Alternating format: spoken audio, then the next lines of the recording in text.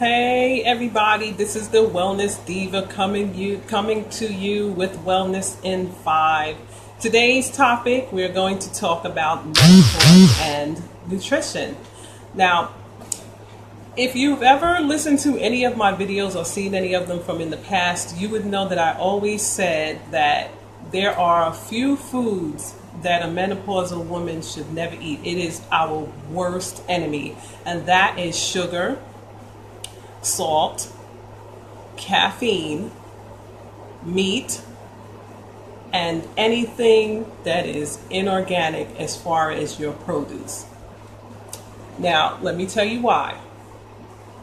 Sugar, for one thing, feeds on hormones. Or should I say it's the opposite, the hormones feed on the sugar. When I was going through my issues with the fibroids, the more sugar I ate, and I didn't know this at the time, but the more sugar that I ate, the more problems I had with my fibroids because the hormones were literally feeding on those fibroids. It's the same thing in menopause. So if you're going through menopause and you're having hot flashes and, going through those changes with the menopause and everything like that, and you're having the flashes and the body stiffness and the tiredness and the bloating and the weight gain, sugar actually exacerbates that issue. Okay? We all know what the issue is with salt. Salt, if you have an overabundance of it, will cause you to bloat and swell. But it also contributes to high blood pressure. And in a menopausal woman, that's a big no-no because our blood pressure is already going up. So we don't need to bring it up more by eating excessively salty foods. And the downside of that is during this time, basically that's what we crave. I call it weird appetite-itis because I craved salt and sugar like crazy when I first went into menopause. It was like I would normally crave when I was having my menstrual. So when I went into menopause, those cravings became really, really strong. It was very hard for me to fight that. And also caffeine. Caffeine is a stimulant. So that means that if you're ingesting caffeine, you're stimulating that hormone surge. You're stimulating your body to actually heat up to cause you to have the hot flashes. I'm sorry if I'm very close, but I'm having lighting issues here. I'm trying to stay in the light. And then meat, if it's not organic or grass-fed and it's hormone-fed and other things, then feeding your body that hormone-laced meat actually puts you further into hormone fluctuations. Whereas the more of it you eat, the more hot flashes you have, the more muscle stiffness you have, the more tiredness you have, the more bloating you have, and the more weight gain you have. Everything that those hormones do to those chickens and whatever else gets fed them will do to your body. And I didn't know this either when I was going through my situation with the fibroids, that I was eating hormone-laced meat, which contributed to the growth of the fibroids. And the same thing goes for if you're in menopause. It will contribute to those hormone fluctuations that you are already experiencing with menopause. And then inorganic produce. Now, when I was first diagnosed with my fibroids, not when I was first diagnosed, I would say when I started having serious problems, my gynecologist told me that I should change my diet and start eating lots of leafy green vegetables and all of this good stuff, salads and everything. And I did, but she neglected to tell me that those leafy greens and produce needed to be organic. And I didn't know this.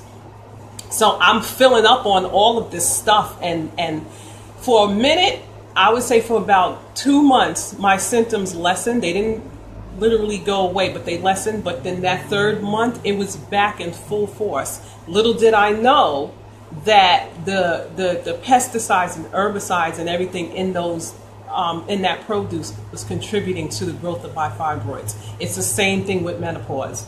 Okay, if you're eating inorganic fruits and vegetables, then those chemicals are going to interact with the chemicals that are going on in your body and cause you to have more severe menopausal issues.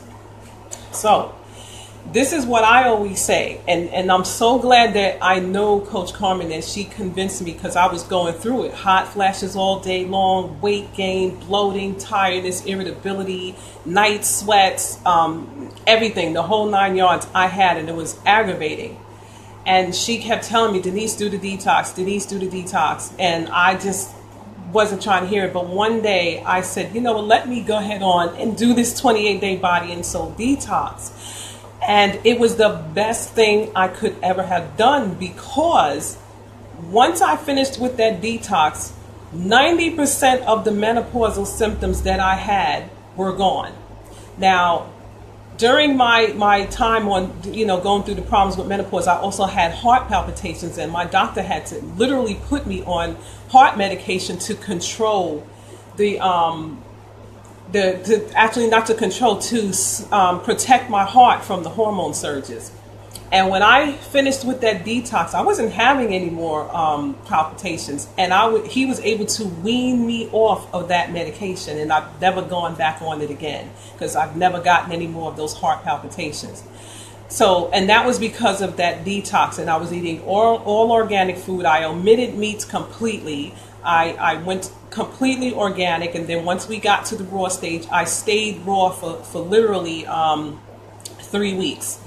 And everything just pretty much dissipated 90%. I think the only thing I might have had was like a hot flash here and there, but now I don't even get those.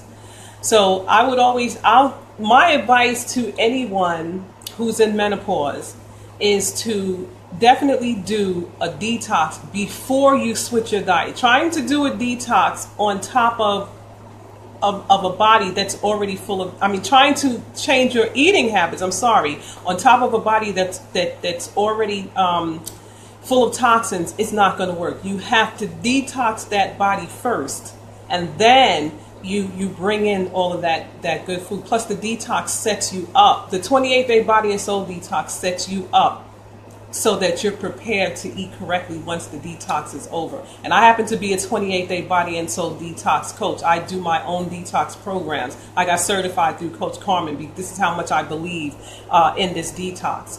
And then once you do, then you'll see things. The weight left me. My body went back down to its normal size. And I felt really, really good. And the hot flashes were definitely diminished. I didn't have the stiffness anymore. The irritability was gone. The bloating was gone. All of those issues were gone. And most of all, those heart palpitations were a thing of the past for me. And that was a big thing for me, because that used to scare the living daylights out of me. I'm going to tell you. So as a menopausal woman, you should be on a mission for nutrition. You really want to go in there and do some serious research about what type of foods is good to eat for women who are on menopause, because I'm telling you, it will make such a difference in your life. And if you're on this sacred self-care journey, and that's the one thing you definitely want to include in your sacred self-care, is to feed your body with nourishing, organic, whole food, and leave everything else behind. And believe me, you won't feel deprived, because there's alternatives for everything that you could possibly want. So you don't even have to feel deprived. So that's my Wellness in 5 with the Wellness Diva.